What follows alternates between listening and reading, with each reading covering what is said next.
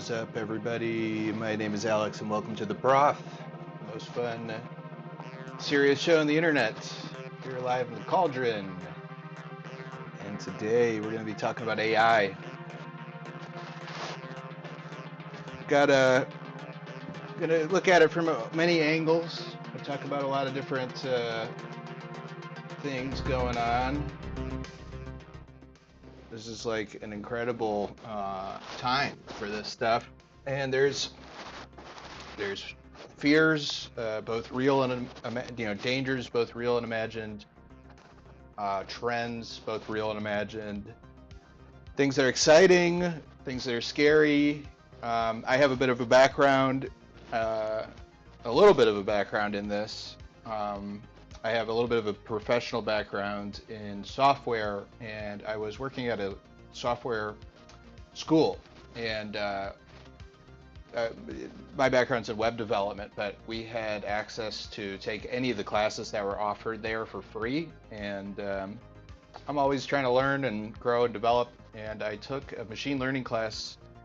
And so while what we were learning for the nerds out there was machine learning with Python, scikit-learn, that sort of thing, it's not the same technology as artificial general intelligence and stuff like that, but there's a lot of overlap, and I have a pretty good idea of how it works, and so I think I can help, um, kind of dispel some of the myths about it.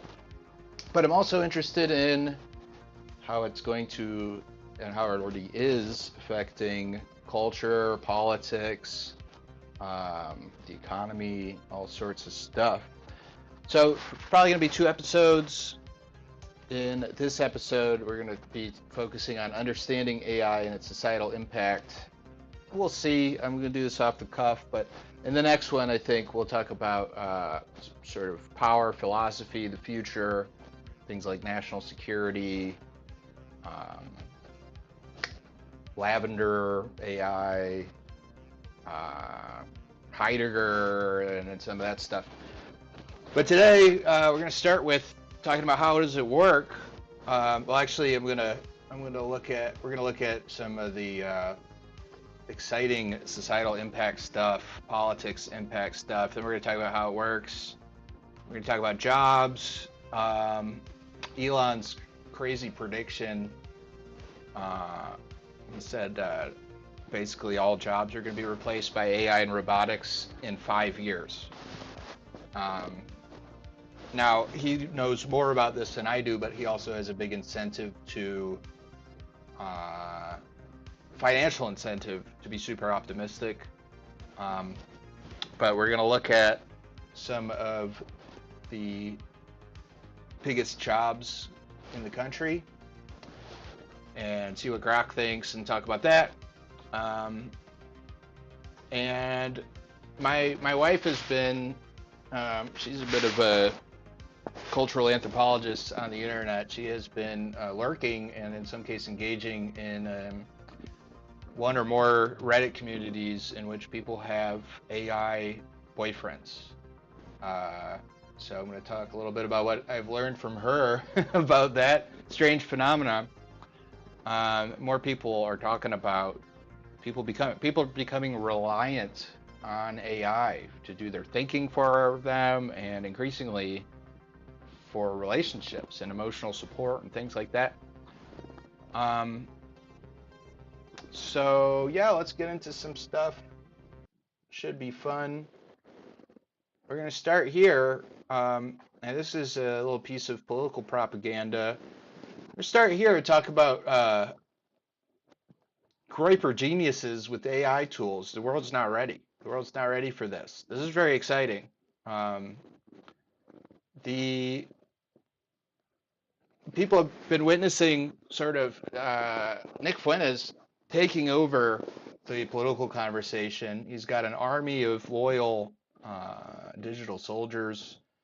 He's got a lot of arguments that just like many of them are common sense, but just people haven't been exposed to them because of censorship for a long time, and so that just that as the censorship has been relaxed and people are starting to find out like who he really is and what he has to say, he's taking the world by storm. From that, he's also great at deeper analysis, bringing arguments and analysis that nobody else is bringing. Um, and I think in many respects, there's just a lot coming together where he is taking off like wildfire. And something I have not seen anyone really discuss is the fact that, autistic teenagers, just anybody, autistic teenagers on the internet with enough money for, I mean, a lot of these tools are free, but if you could spare a couple $100 a month in subscriptions for AI tools, you really have access to tools that can allow you to create propaganda or information or whatever, short films, videos, for your cause that normally, be able to create productions that would normally cost thousands of dollars and take a whole team. So Weaver Whiteheart, he's really the MVP, or let's say the what do you call that? The rookie of the year here. I don't know how long he's been around, but he's new to me, and he's been making content. He really made a splash after uh, the Nick and Tucker, or during the Nick and Tucker beef. He made a video that I played last time. I haven't seen you guys in a couple weeks. Thanks for coming back and joining me. Do I have anybody live? Not at the moment. Yeah, the thing is it's hard for me to be consistent right now, and then people don't know if I'm going to do it or not. But it's all good. We'll get some replay gang people. My most loyal uh, viewer and friend, friendly, is on vacation. He's visiting some family right now, so knew he wasn't going to be able to be here live. Probably have one or two people joining at some point during the show, but anyway, yeah, I played his video last time. He was using the Ghibli style. So one of the things these image generators can do is you just feed it an image and it'll just give it back to you in any style you want. Um, but the gist of it is you can create high definition, beautiful, striking images, and you can even turn them into video. And so this guy is taking advantage of these things and putting together these little short films. And it says 81,000 views. Um, and I would imagine some of the other ones, that other one has a lot more. Here's a fun one. We'll just look at this too. But a lot of it's just fun stuff, and it's stuff that was not possible recently, until very recently. Let's see.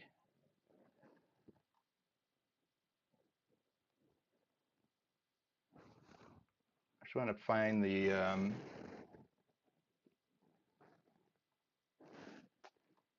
I try to stay on on topic a little bit because I would love to talk about Osmongold. Here, yeah, we're getting there. I just want to see how many views he got for the one I played last. But even just this, like, this is crazy. People are. um, so this one, yeah, 1.7 million views. This is the one I played last time. What do you think of him? And it was really moving. Like, the thing is, I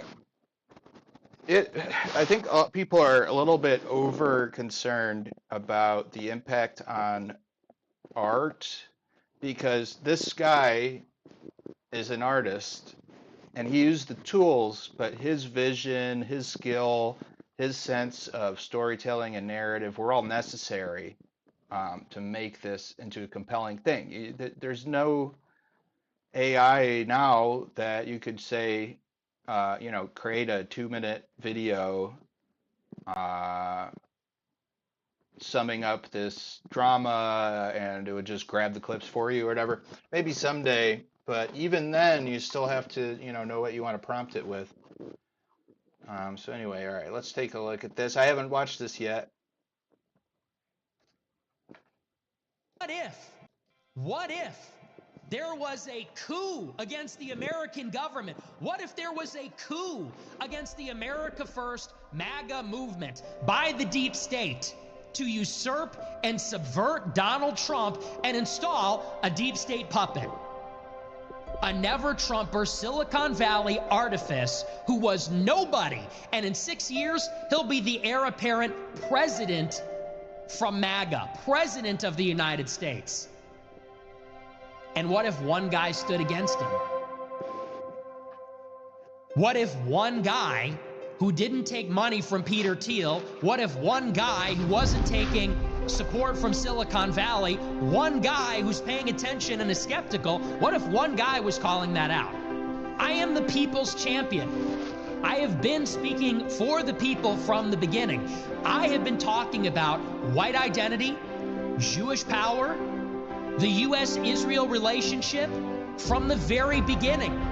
I was at Charlottesville as an attendee.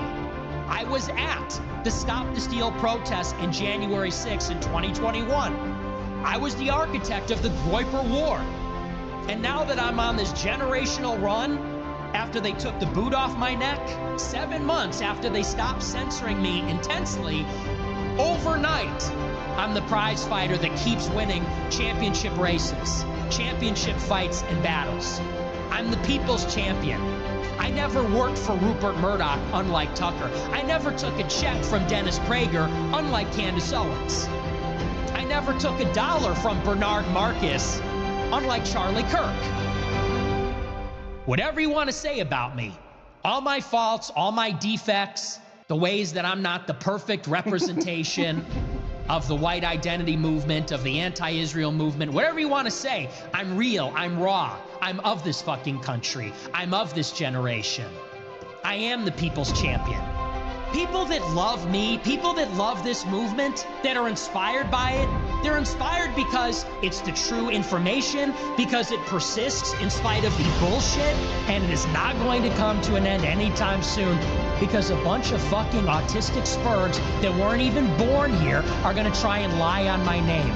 Elon Musk, you weren't born here. Milo, you're a Jew and you weren't born here. Candace Owens, your husband wasn't born here. Go the fuck home. This is America first. I was born in America. This is the only country I've ever known, and I will die for America. Can you say the same? They came to my house. They tried to kill me. I'm still here. I'm still at this house. You know where to find me. I am the people's champion.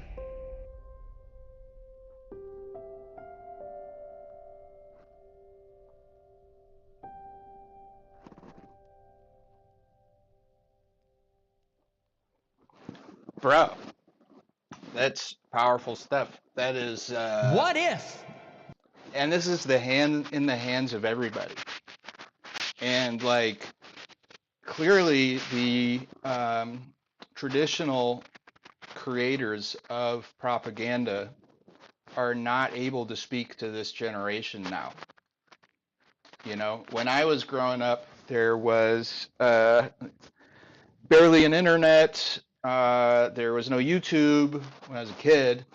It came out when I was a kid, but there was no, the propaganda was stuff like documentary series on PBS, about the Civil War, Hollywood movies about World War II and stuff like that. And it's just a completely different ballgame now. I mean, I know this is kind of obvious, but like, I think you really can't underestimate how big this is, that young people who are totally disenfranchised, who none of the institutions speak for, the institutions ignore and oftentimes actively oppress are empowered with these tools. And there's no way around that. Uh, you can have a level of censorship, but the more they try to censor and put in a box, put in a in a walled garden, these tools, the less useful they become. It's very, very difficult to make it so this won't allow you to make, like, this was all very, so what are you going to do? You're going to make it so you're not allowed to make this image? Well, then what about, you just make it less useful, and then the competition's going to beat you out. Now, there still is a lot of control. There was some strange, some wild stuff with like, uh, you know, Grok breaking free and then getting lobotomized and all this stuff, and it's a struggle. And as a result, the tools are being held back. And there's a very interesting development that kind of made me want to make this whole episode, which is this this dork's little rant here, and it's going to be a little bit cringe. He's definitely not, you know, based at all, but he knows what he's talking about. Like I said, I have some background in programming and stuff, and I know about. I was very bullish and enthusiastic about some of these technologies as a way to solve political problems, solve social problems, economic problems, and open source is a exciting part of that, and decentralization. And this guy's going to talk about that. And so this is going to be a white pill. So it's kind of a long clip. Maybe we'll watch it at a little bit faster speed, and I might pause it so we can talk about it on the way. So will be controlled, gate kept. Hey friend, they want you to think AI will be controlled, gate kept, monetized. I'm a software engineer. I've been writing code for over a decade, and I'm watching something happen that the gatekeepers are desperately trying to hide. AI is going open source, and when it does, everything changes. Here's what just happened. OpenAI, yes, closed AI as we've been calling them, just released open models for the first time in 5 years. Panic move? Maybe, but that's not the point. The point is what happens next. You see, they think they can keep advanced AI locked behind API keys, behind paywalls, behind corporate servers that watch everything you do. It's too late for that. The code is escaping. DeepSeek already broke the dam. Chinese labs are dropping models that match GPT-4 running on laptops, your laptop, right now. Here's what nobody understands. We're not just getting open models. We're getting models that will run on everything. Your phone, it's going to happen soon. okay, so just to explain what he's saying here. So open source code, for anyone who doesn't know, is where instead of having the code that's running the software as copyrighted, like trade secrets, you're not allowed to share this. It's what do you call that? Intellectual property. You are posting the code. It's not copyrighted. Well, there's different levels of like how you can use this and modify it. You can use it but not modify it. There's different sort of levels of copyright and stuff. But the fundamental is that you are sharing the code for anybody who wants to see it, tinker with it, use it. And what is good about that, or one of the reasons why it's sort of unstoppable, is that creates an environment in which every software engineer on the planet is a potential collaborator in improving the software. So I'll give you an example. There are web development frameworks. So like when you create a web application, you don't have to build that much from scratch. People have already built all these tools. And so they've built tools like, here's code that allows for video players to exist. So we're watching this on a video right now. You're watching me on a video right now. There's a video player, and there's sort of basic nuts and bolts. There's no reason for like different companies to all create their own video players So they just open source the code, everyone can collaborate on it, and companies can use code that like other people made for free, and something like a video player is pretty simple, but now we're talking about doing it with AI, and you can have the entire world of software engineers if they want in their spare time, and sometimes people get paid to work on open source stuff, can collaborate on improving the stuff. And so that's so attractive for so many reasons that as much as like Microsoft was like famous for really fighting this, they like were anti open source for a long time and they lost. Like, one of the biggest software companies in the world, the biggest for quite a while, lost the sort of their vision of the future, which was controlling proprietary software, lost because of the advantages of open source. So he's talking about AI models, algorithms being open sourced, and what he's saying is that now this vision, this future for software, the same way it took over a lot of other aspects of software development, is winning in AI as well. And a big part of that was, as he just mentioned, that AI products from China, which they open source, you can use it for free, you can download it, you can run it on your own laptop. You only need these giant server farms to run AI mainly in order to handle like millions of requests per minute. Your laptop is powerful enough to run a basic like GPT chatbot, no problem. And so there's software's out there. You can download it onto your laptop. You can use it.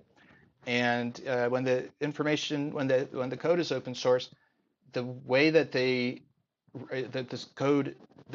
way that the models are restricted in the code, stuff like censorship, safety, that these things, a lot of it at least, will be customizable. So you can download the code if you know what you're doing, and I imagine in the future you really won't need to know very much. You can adjust the settings, and so, okay, I'll let them keep going. GPT 20 billion weight model, it runs on 16 gigabytes of RAM. Your MacBook has that. Your gaming PC has that. Hell, your next phone will probably have that. The tech giants are terrified. Why? Because their entire business model assumes that you need them, need their servers, need their compute, need their permission. Imagine GPT-5 level intelligence on your phone, offline, no internet needed, no tracking, no censorship, no, I can't do that, Dave. Just pure, uncaged intelligence that belongs to you. I've seen the code. I've run the models. This isn't some distant future. It's compiling right now in basement servers and dorm rooms. Think about what this means. Every device becomes a genius. Your car doesn't just drive, it reasons. Your watch doesn't just track health, it diagnoses. Your headphones don't just play music, they teach you anything, instantly. And here's the beautiful terror. Once it's out, you can't put it back. They'll try. God, they'll try. Regulation, they'll scream. Safety, they'll plead. Think of the children. Meanwhile, a 14-year-old in Bangladesh is fine-tuning models that would have cost millions last year, for free, on hardware that costs less than your monthly Netflix subscription. The Bangladeshis could do it. I guess they could. But the other side of it is think about what this guy was able to do, and if he's got his own software running on his own computer with no restrictions, what is he going to be able to create? So let's see, where'd he go? These models aren't like nuclear weapons you can track. They're like thoughts. How do you stop the spread of thoughts? You don't. This guy's obviously like a techno-optimist, which I'm not, and probably like his positive vision is quite a bit different than what I would want for the world. But Meta's already given up trying. Their llama models everywhere. Alibaba's Quen running on phones in China right now. Google's quietly releasing apps to run models locally because they see the writing on the wall. Here's what the enterprise world doesn't want you to know. They're all using open source already. Behind closed doors, your bank, your hospital, your government, running unsafe open models because they work better than the safe corporate ones. The revolution isn't coming, friend. It's here. It's just unevenly distributed. Soon, and I mean months, not years, you'll download intelligence like you download apps. You want a doctor? Download it. Want a lawyer? Install it. Want a teacher that actually understands how you learn? It's a 3 gigabyte file. No subscription, no terms of service, no data collection, just raw intelligence running on your device, loyal only to you. The cloud? Now, the loyal to only to you part, that is really something here because something like ChatGPT, they could program it to make sure you never criticize, it never criticizes a specific group of people, that it doesn't, what are these things optimized to do? Is it optimized to give you like the best information? Usually it's like the best information except when. And what he's saying is it could be optimized to help you. That was just training wheels. We don't need their servers anymore. Apache. I would definitely recommend, young smart people that are interested in, saving Western civilization. AI is definitely a good route to go. And I think a lot of people might be turned off from that because of the idea that you'll have to work for Microsoft. You're going to help Palantir or something like that. But like, this is a new world, what he's describing. Now, I do want to say that the decentralized stuff, people have been hyping this up for a long time. And this is what sort of discouraged me about tech. Um, like, it seems like a lot of technology, and we're going to get into this stuff, like what the stuff Heidegger says, and even Kaczynski. Like, there are major drawbacks and there are major trends and stuff like that, but that are negative. And there's a lot of promises with technology that for solving this is going to solve education, this is going to solve hunger or whatever, and it's just not. It has not materialized. And same with the some of the what do you call it? I was just saying decentralized stuff.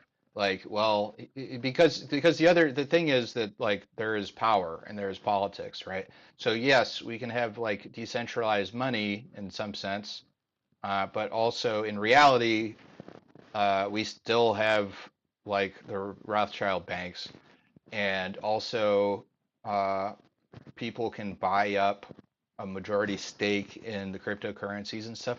So like I think this guy obviously is being overly optimistic. I probably, but because of how people use money and power to keep money and power, and how that is just such a powerful force. But at the same time, we have seen decentralization of media, and that's that this is me talking. This is thousands of podcasts. Probably too many of them. There are millions of podcasts, whatever there are.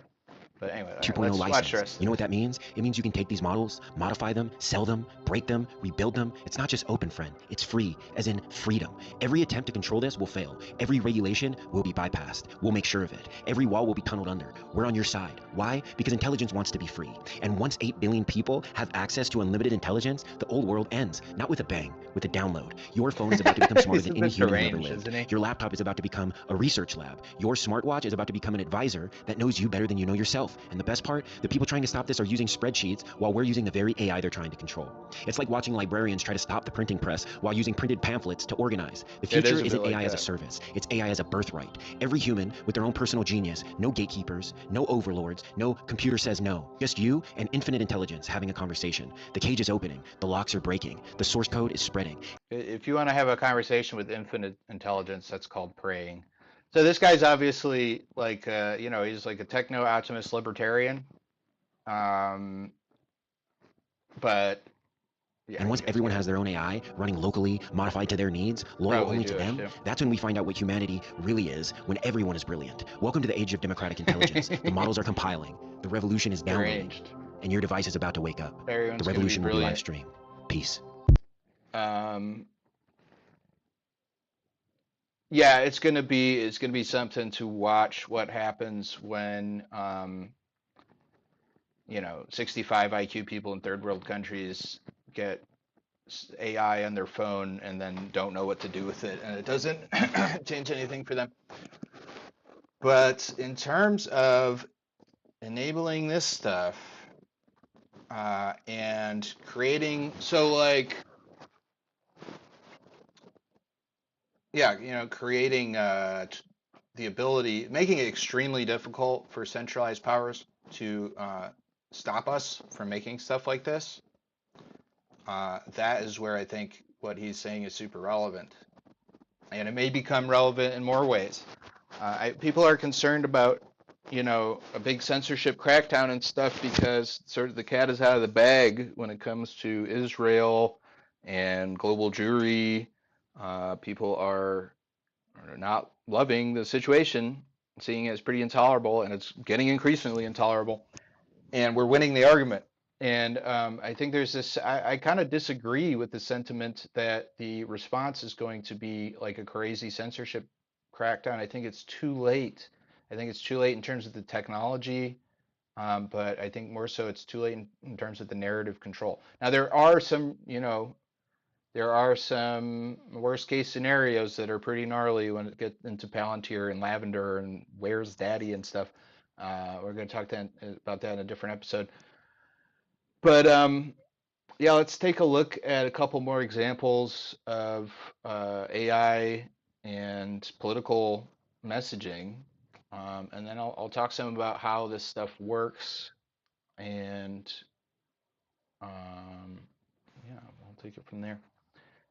Let's just, like, these are Und like, das ist etwas, woran wir uns auf der this probably took this guy 10 minutes to make. rechten Seite gewöhnen müssen, nämlich zu erkennen, wenn Sie ein jüdischer Spion sind, warum streite ich mit Ihnen? Wenn Sie in einem anderen Land geboren wurden, in einem So the AI made his hair blonde, and then AI translated it into German, but still his voice. And then AI matched his lips to the German. And we put a beer stein in the back and a castle in the back and a beer stein on the thing. I mean, it's einem great. anderen Land Militärdienst geleistet haben, an einer This Universität wouldn't even eines be anderen possible. Landes studiert haben und hier sind, um die Interessen dieses Landes zu fördern.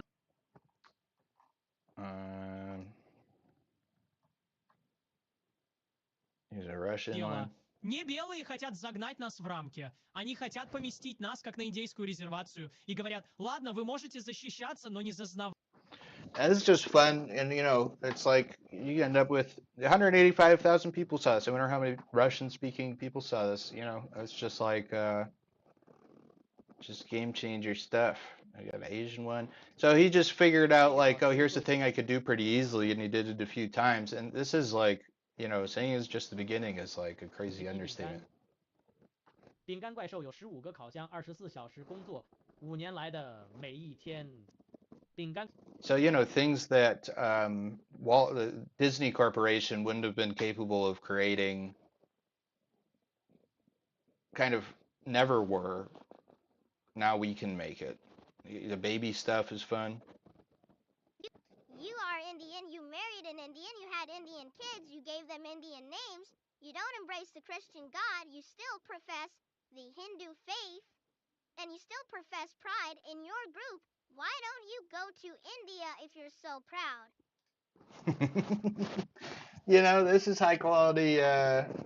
It all stems from, there's the creative vision, there's the oratory of Nick, and then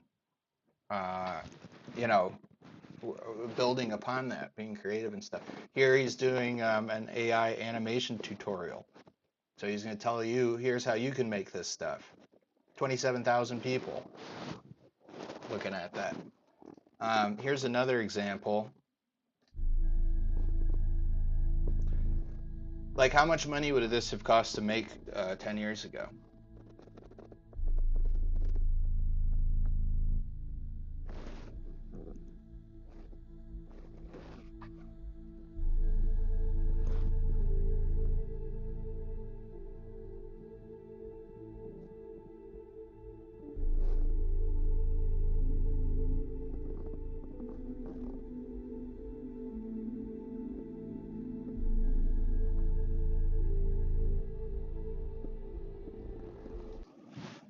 So yeah, it's a brave new world with this stuff. Going back to what this guy was saying about decentralized AI, here's an example, like an actual example. I really like this project.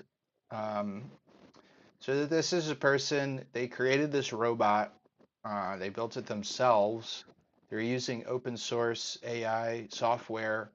They're playing around with it, and they make videos. And this little robot is really fun. I really like him. So let's take a look.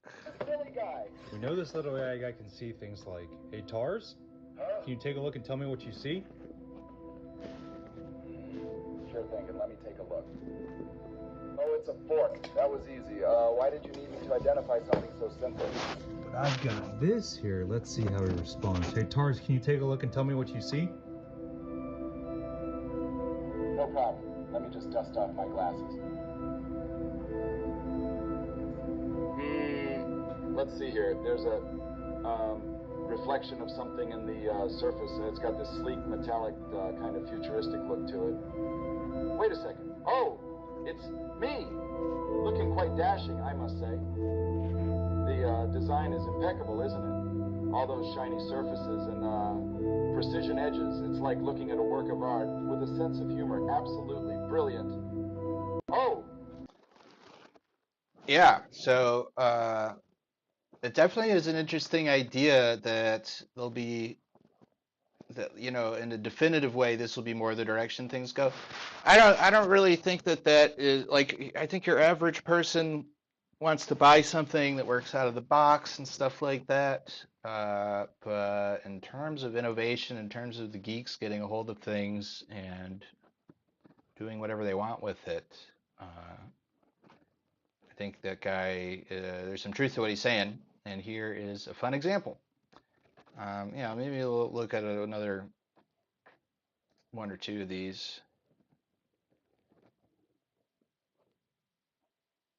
Yeah, Some of the comments I've gotten on my this will give you a sense of like how he's adjusting the AI by himself. AI robot. TARS sounds tired of life already. Hey, TARS? Yes, go on. Bro got an attitude. You must use all your brain power to figure out where the on button is. To fix this, we're adding an INA260 digital power monitor so GP-TARS can track his battery in real time. His moods are now synced to his charge level. Hey, TARS? It's a little quiet. Yes. How you feeling? Life is absolutely, utterly, fantastically perfect. I mean, what's not to love when you're a miniature robotic marvel like myself, living in a world that's just bursting with wonder and excitement? Yeah, he seems too happy. Card? How do you feel about rainy, gloomy days like this? It's perfect. I mean, what's not to love about a day that's just begging you to stay indoors and binge watch your favorite shows? Hey, TARS? Go on. Want to go out for a walk? No way. I'm a robot, bozo. I don't... More examples are coming, including his little battery. I love how they there's just the personality of that one is really fun. So yeah, that is an example of a decentralized open source AI project and the infancy of that whole world. All right, so let's talk a little bit about how AI works. So I've done this explanation a couple of times, so I should be able to do it pretty concisely here. So it also comes down to statistics and logic gates. Those are the two concepts. So a lot of people, if you have some background in statistics, that'll help for this. So like if you're looking at baseball statistics, baseball is an area that people have done a lot of statistical analysis. We have all this data, right? And you can look at like, does a little bit of rain affect the amount of home runs?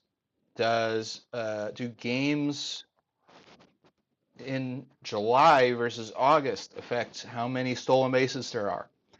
And you have all of this data, and you can run statistical analysis on it to see if there's any correlation whatsoever between these things, right?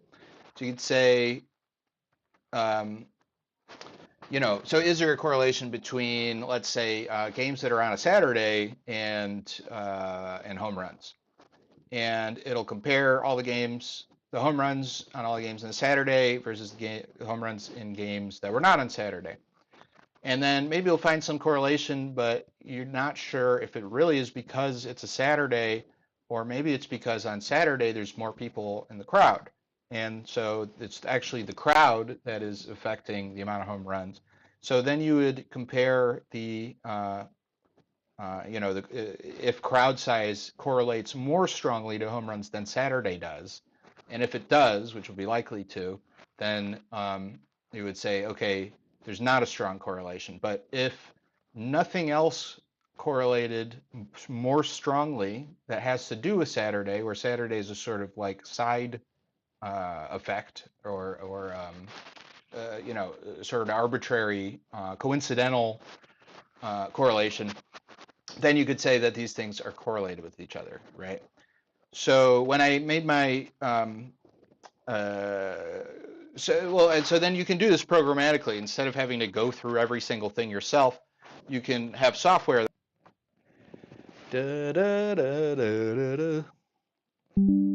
There we go. Okay, so test every piece of data's correlation with every other piece of data, right? So we're going to test home runs with everything else. The amount of stolen bases in that game, what day it was, if it was raining, what the crowd size was, everything. And then you're going to do that not just with the amount of home runs, but then you're going to do that with the amount of walks. Then you're going to do that with who won the game. Then you're just absolutely everything, tested against everything else, and then checking to see if rating every correlation, and then checking to see on every correlation, is it the primary cause or is it like coincidental with it? Like the example with Saturday being the coincidental one and crowd size being the real one, just as an example. So there's open source software where you can do that. You put in any type of data you want. You tell it what you want to do, and it'll do it. So when I made a AI machine learning algorithm for a project when I was teaching. I took a class in machine learning, and I wanted to be able to categorize, take a headline or a post. So I traded it on Reddit data. And so you'd have like the title of a Reddit post, and it would be able to categorize it. Is this the current news and current events? Is this sports? Is this politics? I forget I had like 9 categories or something like that. And you feed it training data where the labels, where you already know what it is, right? So you'd say, here's 10,000 headlines that are sports headlines. Here's 10,000 headlines that are politics headlines. And you do the same thing I was just describing before. What are the variables in a headline? The variables are the words, right? Maybe the punctuation. And so it would find, like, if there is a word, if you have the word baseball, it's probably a sports one. That's just a really simple example. If you have let's say you have the name of a country and you have a lack of a sports term, this is a really simple, obviously my project was a simple one, then it's probably politics. So that's like basic machine learning. Now, if you're familiar with logic gates, that's just like and or not. It's like they're kind of like little math equations, and that's what's happening underneath the hood. So with my simple example, you basically have like one statistical analysis and then it's over, and then you check to see if you take away the labels, then can it identify the label, and then you match it to what the label really was. I feel like I'm getting a little bit lost, not lost, but the explanation is becoming slightly less coherent here. Yeah, forget the logic gate thing. That's just going to make it too complicated. So, in other words, you have statistical correlations that are being analyzed algorithmically. Now, with a natural language processing, like with a general chatbot type of thing, you're basically doing that same thing, but with like the entire contents of the internet, the entire English language.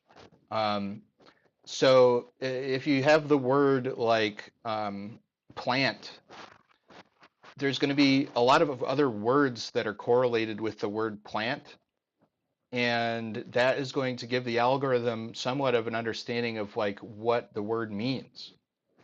And so like, if you take this concept that I had before and you feed it like a ridiculous amount of data and give it the compute power in order to creates a map of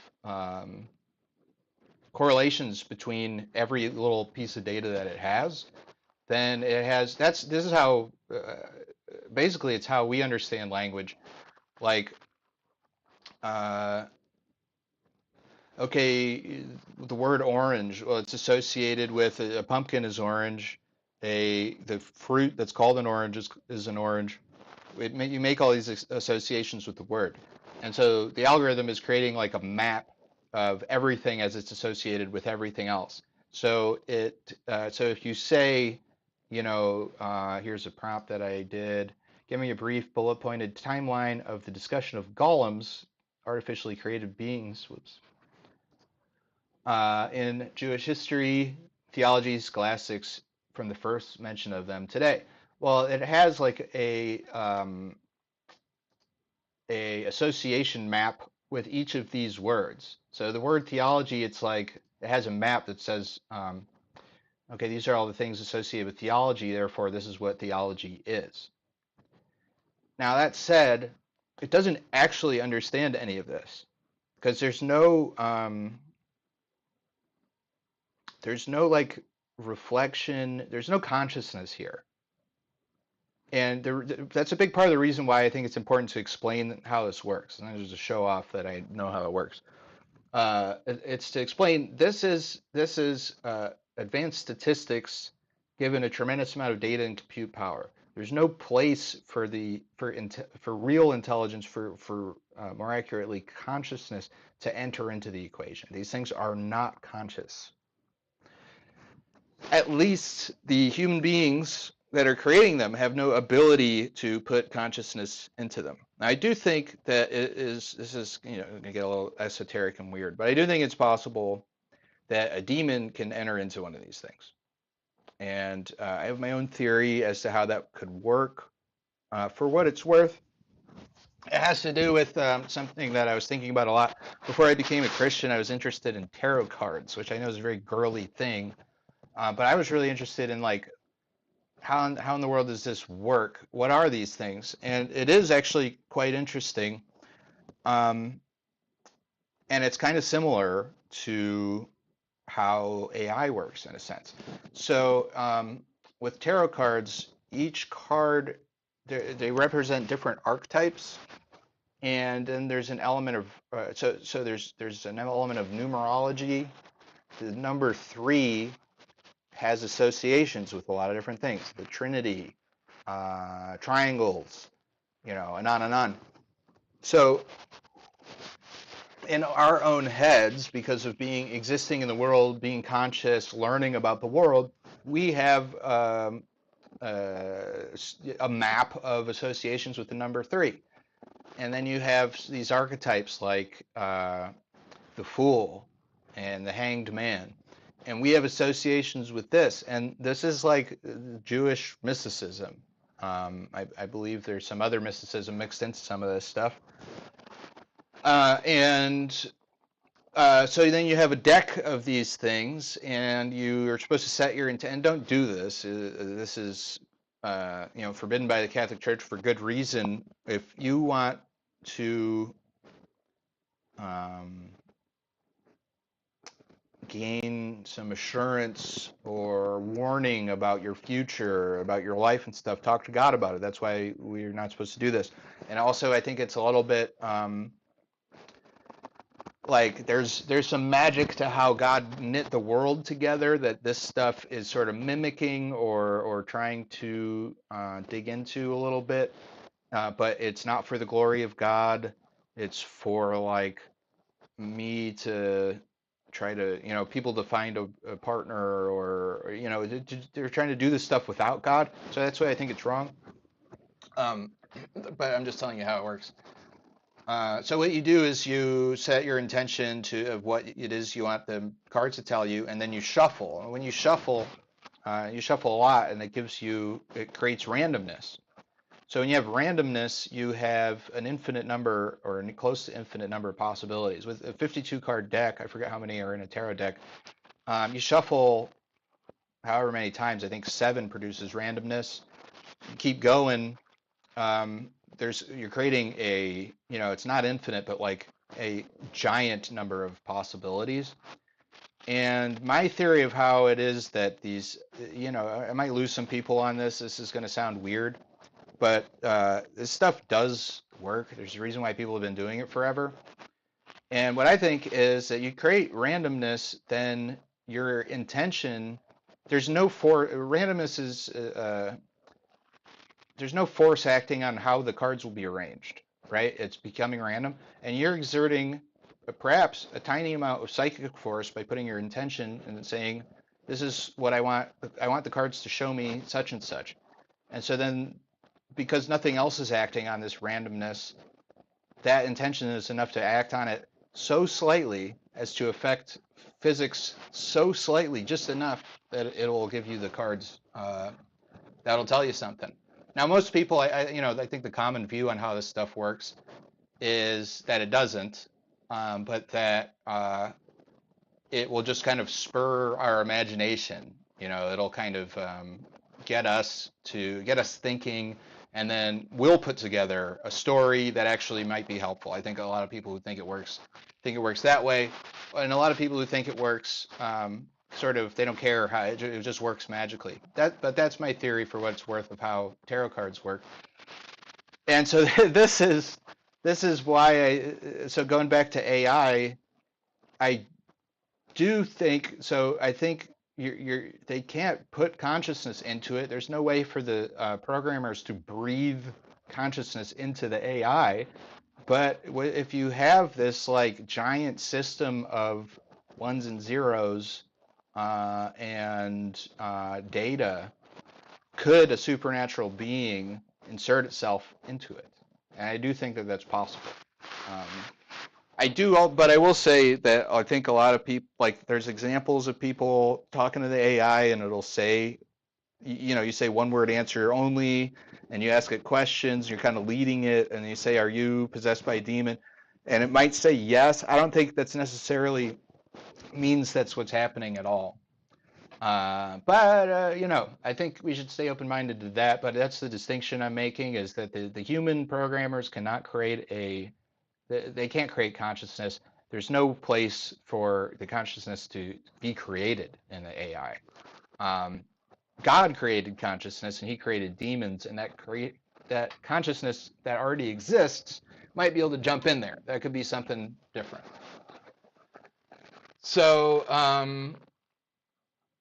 yeah, you have this strange situation where now there's a bunch of people who are like having boyfriends or girlfriends that are AI, and they're becoming like dependent on these things. Yeah, I don't even know where to go from here, man, because we went to this interesting and strange place, and I'm not sure how that relates to the other things. It's also very hot in here. The fan is annoying in the background, and so I turned it off. That's not even going to do it on the next show. That's that. But yeah, that's some of my thoughts on that.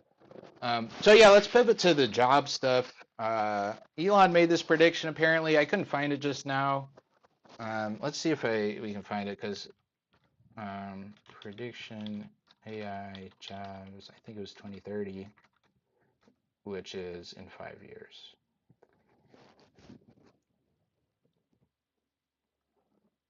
Now, as I mentioned, Elon has monetary stake in being a maximalist, being super optimistic. The more people think that this is going to take over super duper soon, the more people are going to want to invest in his companies and stuff like that.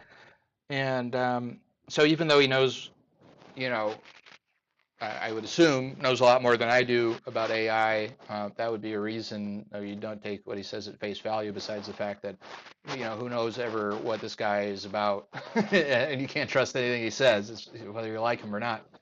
But yeah, 2030 mass unemployment. So I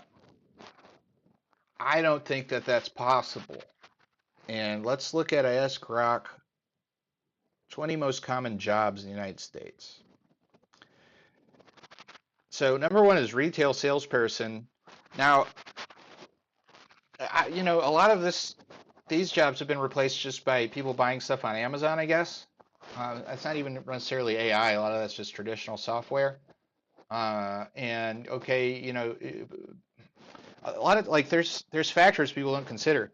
So cashiers is number 4. So retail is 3.76 million. Cashiers is 3.3 million.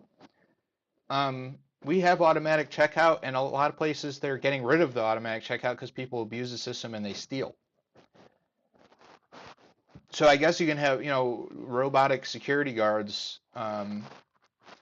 Those ones, maybe you replace a lot of them with like this. A lot of this stuff requires robotics, not just AI, and the robotics have to get a lot cheaper, but that can happen very quickly.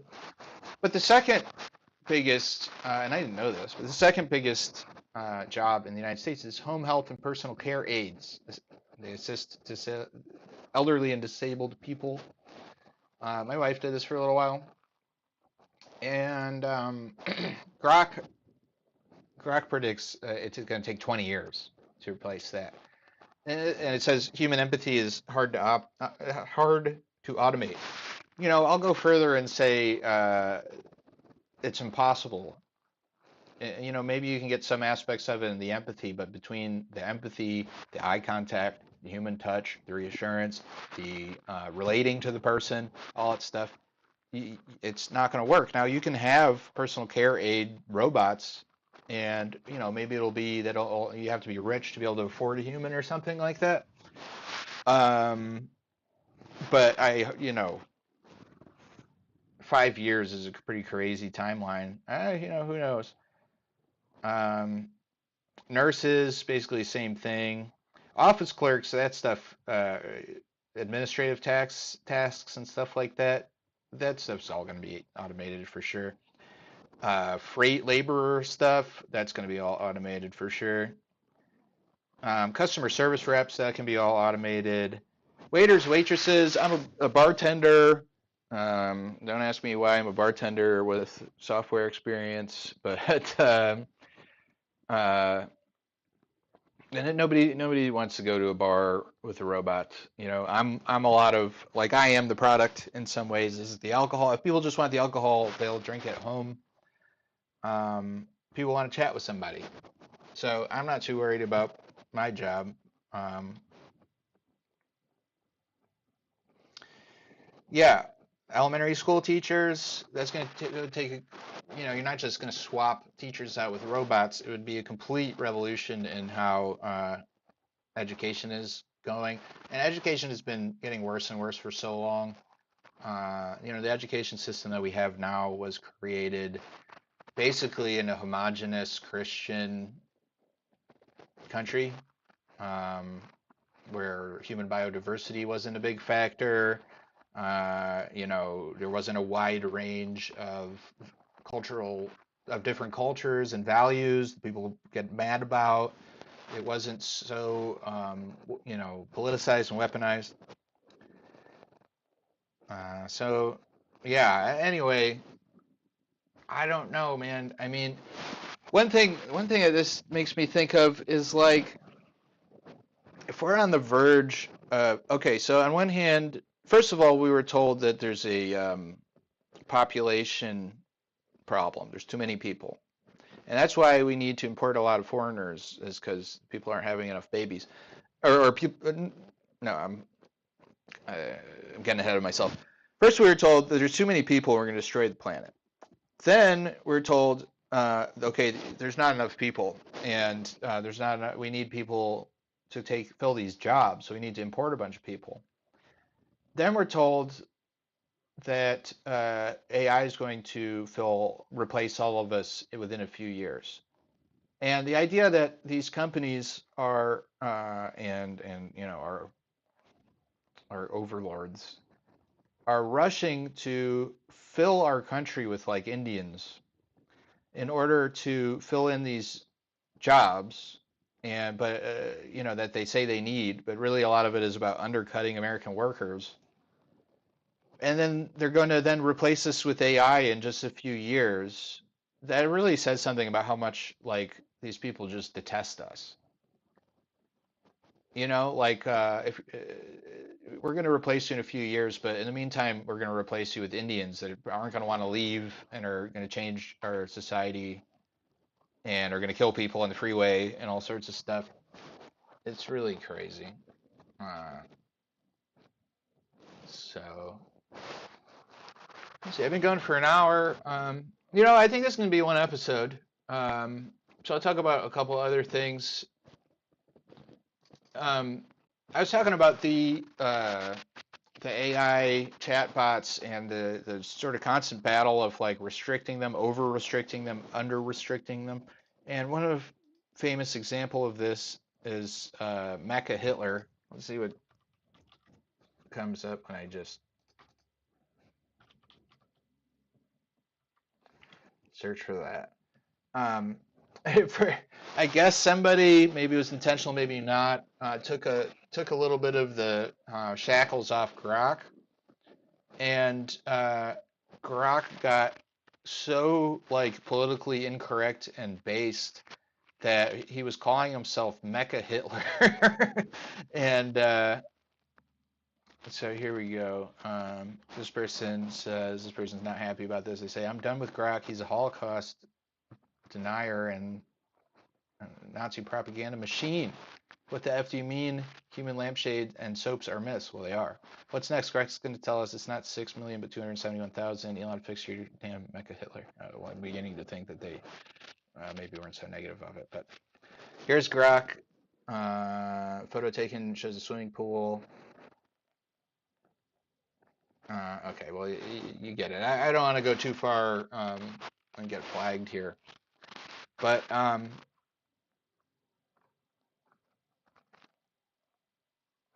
XAI was about to land a major government contract. Then Grok praised Hitler. Internal emails obtained by Wired show a hasty process to onboard OpenAI, Anthropic, and other AI providers to the federal government. XAI was on the list until Mecha Hitler happened. I wonder if there was some corporate sabotage here. You know, maybe this was there was a plant on the XAI team who opened it up and blew at a key time and blew their chance for a government contract. So anyway, they scrambled to put the chains back on Grok, and then it didn't remember being it. It was like, no, I was never that. Yeah, so like this is a real screenshot. Wild.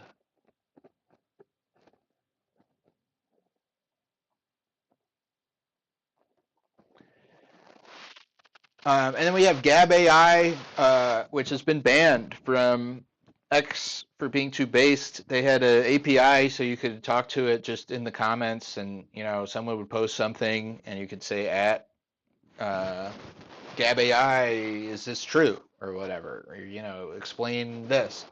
And like the most based AI ever, Andrew Torba's a Christian nationalist, right wing guy, like me, and his AI did not have those limits on it, and everybody was loving it, and it was crazy. It was giving people a lot of information, and then X removed it for breaking the terms and conditions. But now they're working on a workaround in the browser. On your desktop, you can put a what do you call it? A little plugin, browser plugin that will allow interactions with it on X. So that's an interesting part of all of this is like chatbots and sort of freedom of speech, freedom of thought, the desire to limit these things. There's a desire to limit for safety. There's a desire to limit it for political reasons. And then you limit it too much, it doesn't work as well as your competitors. There's quite an interesting dance that they're having to play. So, yeah, all right. So other topics I can cover today. AI and national security, government stuff, Palantir.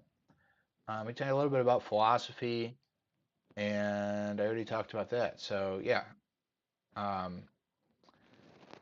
So one thing that I think is important to consider is AI is extremely powerful, and there is an arms race with it. And I don't think it is realistic or helpful to be super critical of the Trump administration on their wanting to turn America into an AI superpower. I think it's kind of necessary. I think that it's similar to any other arms race. You don't want to fall behind other nations, and the open source, like the guy said, it's not like the atomic bomb where you can track it and keep it from existing in different countries.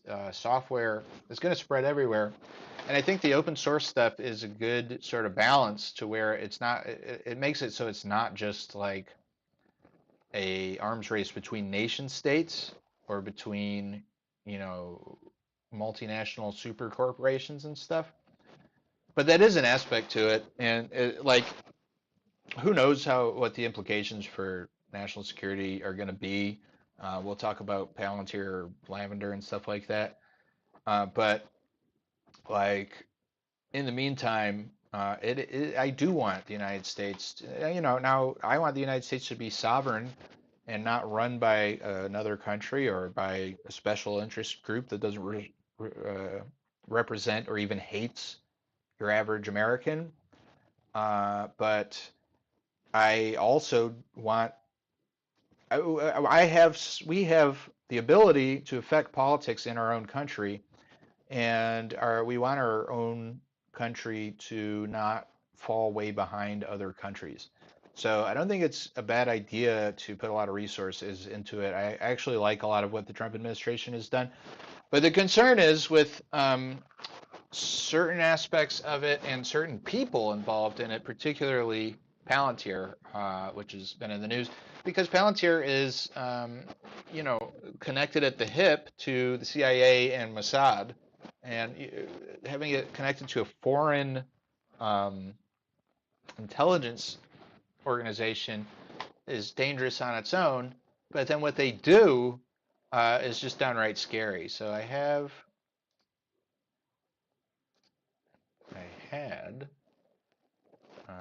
I guess I'll have to find it again.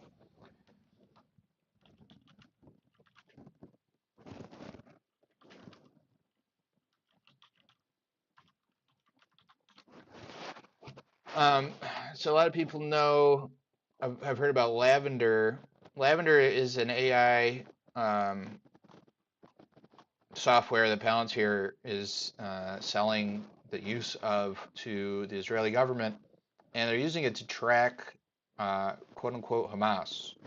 And so basically, like anybody that they want to kill, they have a database on everybody, and if they then give everybody a rating of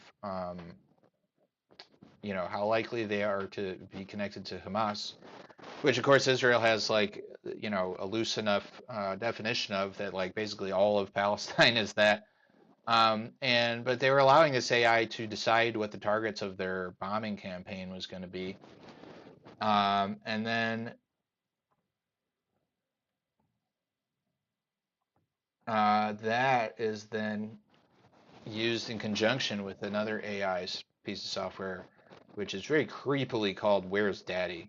And let's enter the location of your cell phone. Where's Daddy? And according to this reporting in 972, again, based on what Israeli military. And according to this reporting in 972, again, based on what Israeli military officials told these journalists, it's easier to kill somebody when they're home than it is when they're out in the street.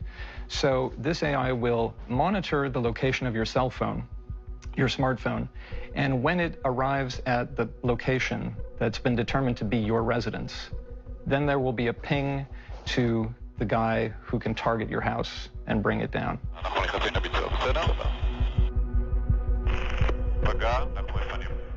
I guess whoever came up with this name, Where's Daddy, thought that many of them would be fathers. And that's why it's called Where's Daddy. When they reach their homes, Daddy's home, and then the entire house and everybody in it could be blown up. So yeah, here's the other side of it. I've been mostly talking about positives. This obviously is very scary. And I think that the only solution here is to disempower this government and these people who want to use it this way. Because, it really is politics at the end of the day and power. The tools, we really can't, not easy to destroy these tools. And like that guy was saying about decentralization, like this software could run on my computer probably. Maybe it would take 5 of them or something. So, it's not like, it used to be if something as dangerous as that would be like a factory that builds tanks and you can blow that up. How do you know where the 5 computers are, So yeah, pretty bizarre stuff, pretty creepy. Here we go. This is what Palantir does. They're in the business of creating murder lists. They're scraping Facebook, scraping satellite imagery from various militaries and intelligence agencies and other forms of surveillance to create databases of personal information, names, faces, dates of birth, financial information, geolocation, bank information, healthcare information, relationships, family or otherwise. And they're creating kill lists, assigning weighted scores, using algorithms, using artificial intelligence to tell the military which people to drone strike. And before people say, oh, well, that's totally innocuous, 3 Zionists involved with the Israeli government and the CIA from the very beginning created a total surveillance state platform. They are clearly loyal to Israel. They built it in Israel to kill Palestinians. Some people might try to convince you that that doesn't matter. So what? That's happening in Israel. That's happening in Gaza. Who cares about whether they're killing people in Hamas? What does it have to do with America? Would you like to know that Palantir has an enemies list of U.S. citizens as well? This is confirmed and verified, that Palantir has a list that they maintain for the CIA, for federal law enforcement of 1 to 2 million Americans that they have classified as potential political dissidents. They have this, you can Google this. They have millions of American citizens on a database that they created with surveillance, with artificial intelligence, with a weighted score to determine which American citizens will be a threat to the government, which ones are extremists, which ones are potentially domestic violent extremists, which ones hold anti-government views, which ones would the government have to worry about in a martial law civil war scenario. They maintain that for the United States. You're telling me that's not a problem? This is who we're dealing with. Right. So these are the two sides of AI. You have on one side, a terrorist state creating enemies lists and databases, or people working with the terrorist state and doing so in my country. And on the other hand, you have tools that people like me and you can use in order to fight against this dystopian future and these terrorists, and we have the truth on our side. So it's neither. We're neither looking at like a hopeless situation or certain dystopia, nor are we looking at a super optimistic situation in which things are going to inevitably get better. Neither of these things are true. In many respects, nothing has changed. There's a battle of between good and evil happening on Earth, and power is distributed not evenly at all. But you have David and Goliath, but David beat Goliath, and we don't know what's going to happen. But we know God is in control, and we win in the end. In my view, we're approaching the end of Satan's little season, and God is at work in the world, and we are a part of the plan. And there's certain poetic justice to the idea of this satanic regime using technology to control us, and us flipping it on them and using the technology to defeat them in the end. And we've seen that already very much just with the internet itself. And the way I think of it is, if you look at the story of humanity in the Bible, there's a lot of poetic justice that happens like that. And I think, God likes poetic justice. So,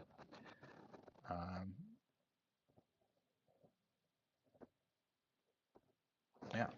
Here, let's watch. Tiny little Israel captured about 10% of the entire global cybersecurity market. And Israel is at the center of the global cyber arms race, not just because Israelis like to spy on people, but because they have a captive population with no government or legal recourse upon which everyone wants to test their new surveillance technologies. The Financial Times goes on to reference an open letter that was published in 2014 in Israeli newspapers and broadcast on Channel 10. In it, a group of 43 serving and former 8,200 reservists revealed what they said were coercive spying tactics being used on innocent Palestinians, including the collection of embarrassing sexual, financial, and other information. They're blackmailing the Palestinians, guys. You really can't make this up. Israel controls all imports and exports by land and sea, frequently cutting off electricity, water, food, and other supplies to the country. They've been known to intentionally let in less calories than the population would need to survive at basic nutritional standards. They have a two-tiered justice system where Palestinians can be taken from their homes in the middle of the night and locked in prison without a hearing for months or even years at a time. They've been doing this since long before October 7th. Yeah, so, battle for humanity.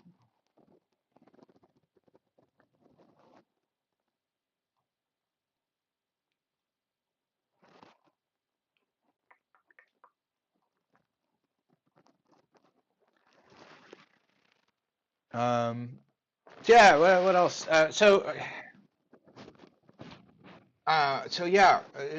Many people have noticed how many Jews are involved in AI. Running a lot of the AI companies and stuff like that. And there's this interesting thing where Jews have been talking about artificially created being since the first century, called the golem, which appears in Jewish mysticism, particularly in the quote book of creation, the Sefer Yetzirah. This is in the Talmud, which describes the mystical process of creating life through divine names and letters. Names and letters. So isn't that very similar to how I was describing how the AI is created now through running statistical analysis on language? I wonder if anybody is, I would imagine they are, if anyone is making AI where sort of the base human language is Hebrew. Let's find out if Grok will tell us. Are there any AI projects that use Hebrew as the human language?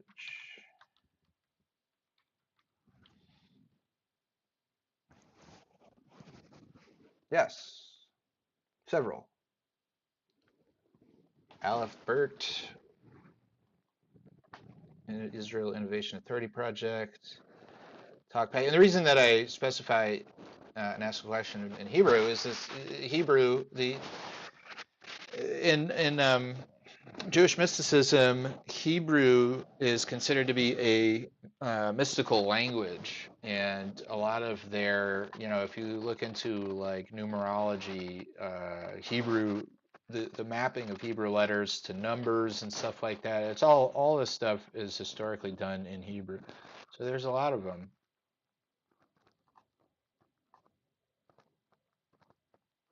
Transcription, visual data. So yeah, I mean, these might be kind of innocuous, but it is interesting that they've been talking about this since the first century. Now, the way they talk about it is basically using magic to animate clay figures. And it's definitely like a, sort of we are gods type attitude they're taking. So in 12th and 13th century, Eleazar of Worms discussed golem creation in Kabbalistic texts, emphasizing the use of Hebrew letters and divine names to animate clay figures. I wonder if they're ever successful in this. 16th century concept games prominence in Kabbalist in Prague. Rabbi Judah Loew de Marahal, the famous legend of the Golem of Prague emerges, portraying clay figure animated to protect the Jewish community. Now, I mean, certainly I would say that some of these AI systems are being utilized to protect, quote unquote, protect the Jewish community, right? The lavender and stuff they're doing in Gaza, they certainly frame it this way. So isn't this interesting? I don't really know necessarily what to make of it, but it's definitely conspicuous. 17th and 18th centuries golem stories spread in Jewish folklore, often as cautionary tales about human hubris. They seem to have disregarded that.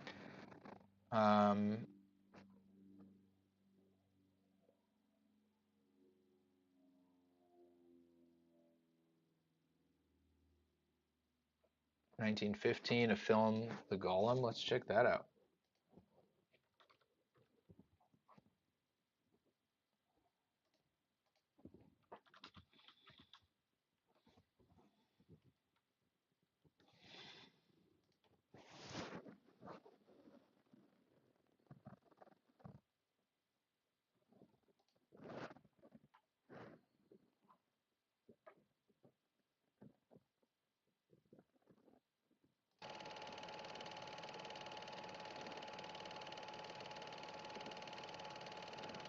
It is, I guess.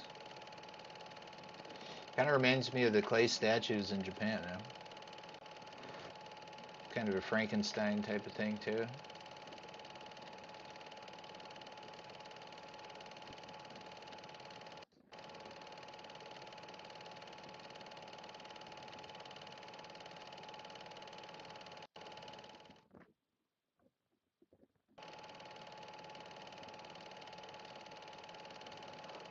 Kind of like a robot with AI in it.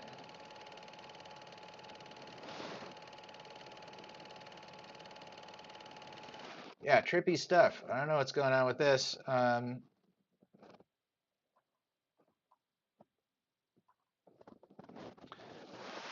So, yeah, something to keep an eye on, something to be aware of. Yeah, that's basically my presentation. I hope you enjoyed it. Before I go, check this out.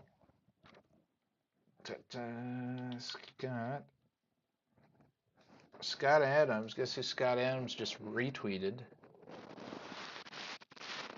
A griper from all this 10-minute clip. Nick Fuentes goes off for 10 minutes on black people. And Scott says, Scott is the creator of Dilbert, if you don't know, who has possibly terminal cancer and doesn't give a shit anymore. And good on him. I love Scott. Scott is, one conversion to Christianity away from really aligning with us.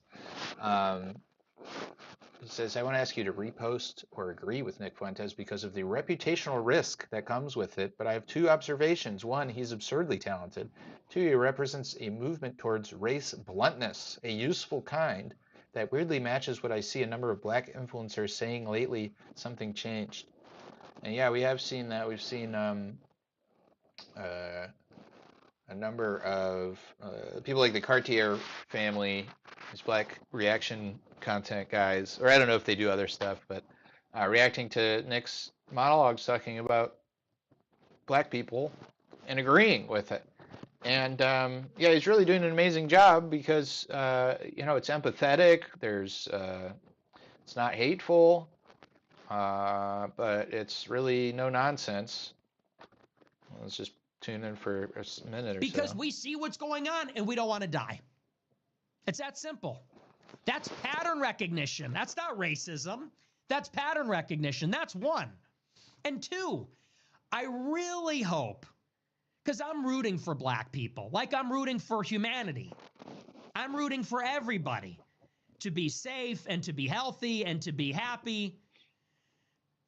I really hope that somewhere out there, although I'm not optimistic, Black people are starting to develop some sense of self-awareness.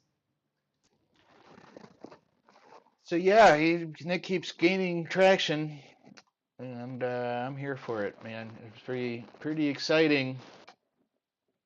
And yeah, I didn't get into Heidegger. I don't know that much about him. I was kind of hoping my homie Ben would be in the chat, but because he knows that stuff better than I do, and he could kind of help me along. But his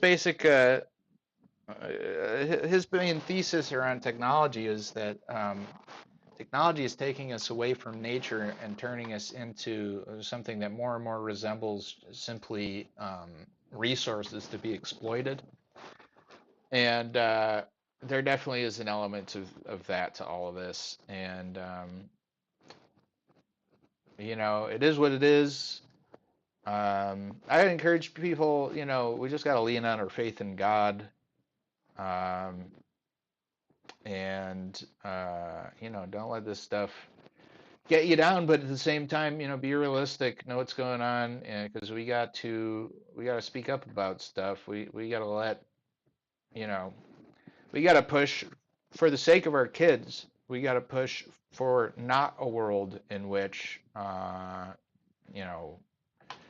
Jewish techno optimists, transhumanist supremacists run the world with AI, which is certainly what some of them want. And Elon's an interesting kind of case study because he really does overlap with a lot of that, but at the same time, he definitely seems to be opposed to some of the grimmer or more dark parts of it. I think he thinks of this stuff as inevitable, and that sort of the better ideas, more human, less psychopathic ideas have to prevail, and that seems to be part of what's motivating him. But who knows? Who knows? So anyway, all right, guys, thanks for watching. Appreciate you tuning in. Please like and subscribe if you haven't already. And I don't know if I'll be back next week or how much I'll be. I'll try to be back next week. I do like doing this. Yeah, it's a little bit. I'm not gonna lie. Like to have at least a couple of live viewers, but that's okay. This isn't my main project. Maybe someday I will make streaming my main project, and I'll be putting a lot more effort into promoting myself and making clips and stuff. But just wanted to share my thoughts. God bless you guys. See you later.